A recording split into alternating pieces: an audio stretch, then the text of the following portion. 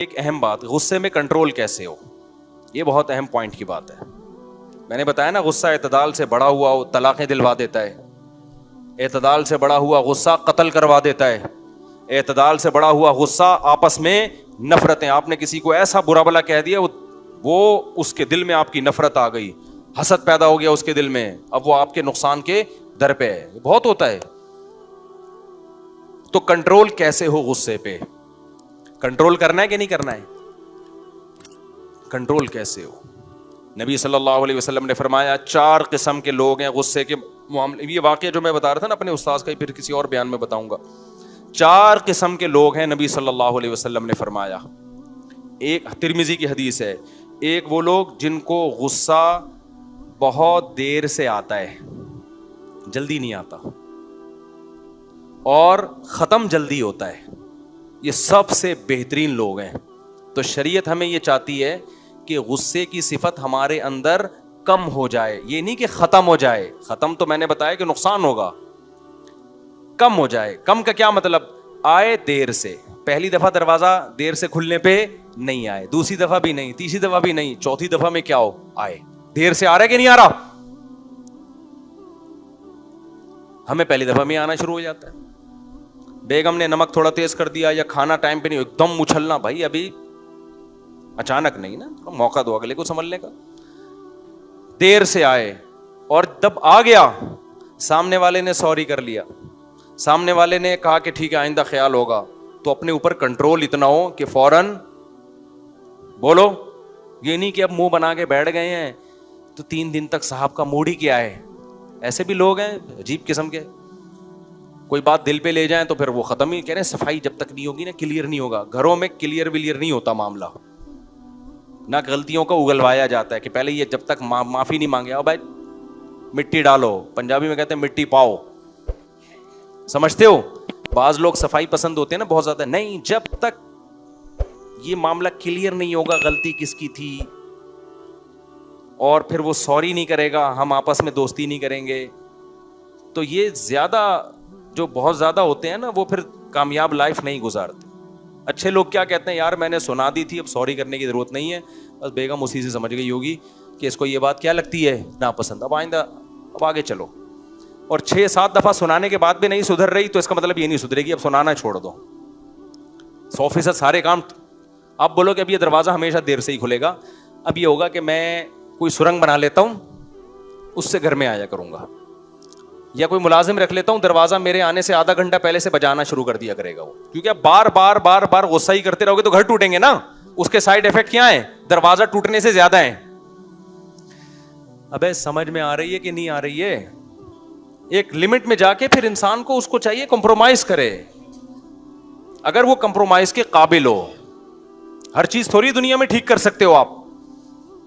تو نبی نے فرمایا 4 قسم کے لوگ ہیں. ایک وہ لوگ جن کو غصہ بہت دیر سے آتا ہے اور ختم جلدی ہوتا ہے. سب سے بہترین یہ لوگ ہیں. سب سے بدترین وہ لوگ ہیں جن کو غصہ آتا جلدی ہے، جاتا بہت دیر سے ہے. آج کل میجورٹی اسی میں مبتلا ہے. ایک دم غصہ آئے گا، جانے میں بہت دل میں لگ کے بیٹھ جائیں گے. اور درمیان کے 2 طبقے ہیں. بعض نبی نے فرمایا کچھ لوگ ایسے ہیں غصہ آتا دیر سے ہے، جاتا بھی دیر سے ہے. تو دیر سے آنا ایک پازیٹو بات ہے، دیر سے جانا ایک نیگیٹو. آپ نے فرمایا تل کا بھی تل کا، تو یہ بھی بیلنس ہے. ایک برائی ہے ان کے اندر اور ایک کیا ہے؟ اچھائی ہے. اچھائی ہے کہ دیر سے آتا ہے، جلدی نہیں آتا غصہ. برائی کیا ہے؟ جاتا بھی دیر سے ہے. تو کم از کم یہ ان سے اچھے ہیں جن کو آتا بھی جلدی ہے، جاتا بھی دیر سے ہے، ان سے اچھے. اور فرمایا کچھ لوگ ایسے ہیں غصہ آتا دیر سے ہے، نہیں آتا جلدی ہے لیکن جاتا کیا ہے؟ آتا جلدی ہے اور جاتا بھی جلدی ہے.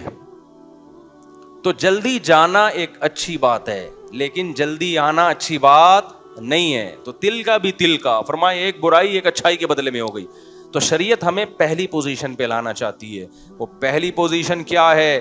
ہمیں غصہ جلدی نہ آیا کرے، اور آ گیا ہے تو جلدی چلا جایا کرے. یہ کامیاب لوگوں کی علامت ہوتی ہے. اب سوال پیدا ہوتا ہے کہ جی ہم ایسا کیا کریں کہ ہمیں غصہ جلدی نہ آیا کرے, اور آ بھی جائے تو کنٹرول کر کے اس کو ہم جلدی ختم کر دیں. تو میرے بھائی یہ ایک بڑا طویل موضوع ہے کہ یہ کیسے ہوگا. اس کے لیے اس کا آپ کی صحت سے بھی تعلق ہے, اور کچھ نظریات سے بھی تعلق ہے, کچھ آپ کی ہمت سے بھی تعلق ہے. صحت کا مطلب کیا ہے؟ اگر آپ کی نیند پوری نہیں ہو رہی تو آپ ہر آدمی کے سامنے ایسے بیٹھے ہوگے جیسے توے پہ بیٹھے ہوئے ہو آپ. جو آدمی کا دماغ سکون میں نہیں ہوتا, وہ ٹینشن جو ہے نا ایک متعدی بیماری ہے. جیسے کورونا ایک دوسرے سے لگتا ہے نا, ایسے ہی ٹینشن ایک دوسرے سے کیا ہوتی ہے؟ بولو نا, پارسل. جب آپ ٹینشن میں ہوگے تو سمجھ لو کہ آپ اکیلے نہیں ہو. دفتر میں بیٹھے ہو تو سارے امپلائیز آپ کی وجہ سے ٹینشن میں, گھر میں بیٹھے ہو تو بیوی بچے آپ کی وجہ سے, بولو نا, ٹینشن میں. آپ کے ماں باپ آپ کی وجہ سے, کیونکہ ہر وقت پارسل کرتے رہو گے آپ,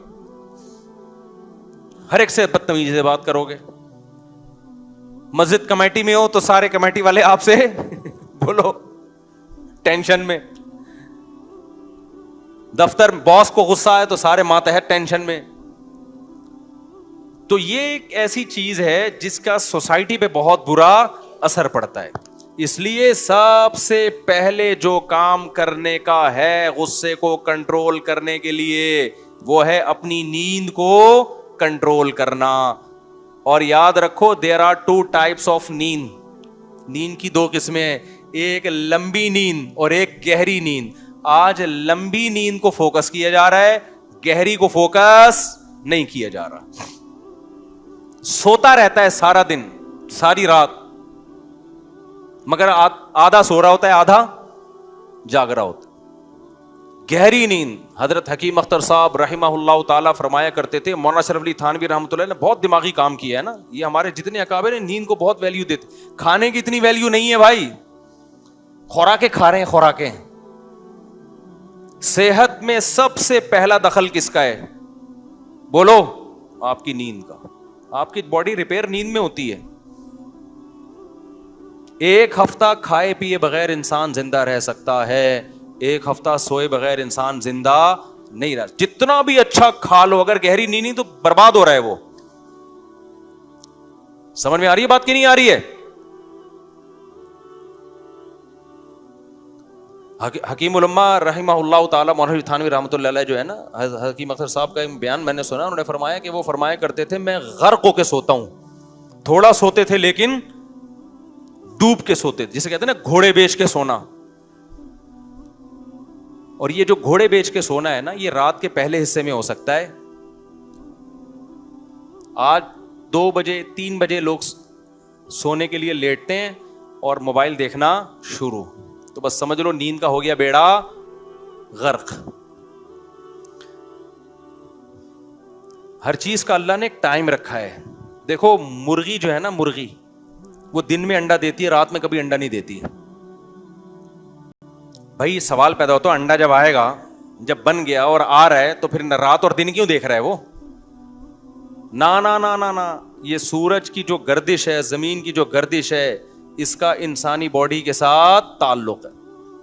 اب دیکھو میں آپ کو ایک چھوٹی سی مثال دے کے بس بیان ختم کرتا ہوں. یہ ٹاپک کو ہم آگے بھی لے کے چلیں گے انشاءاللہ, کیونکہ غصے کی وجہ سے طلاقیں ہو رہی ہیں, قتل ہو رہے ہیں, نفرتیں پھیل رہی ہیں. آپ اپنے رہنما کے خلاف نہیں سن سکتے, اس کے رہنما وہ اپنے, وہ سارا ایک دم ڈپریشن کا ہی تو مسئلے ہیں نا سارے.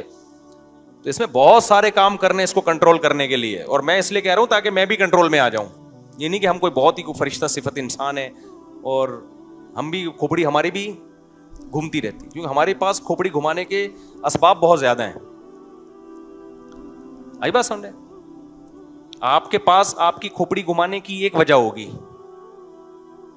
ایک ہی وجہ آدمی کی کھوپڑی کو سیٹ ہونے نہیں دے. ہمارے پاس بہت ساری وجوہات, تو ہمیں زیادہ ضرورت ہے اس کی بیان کی.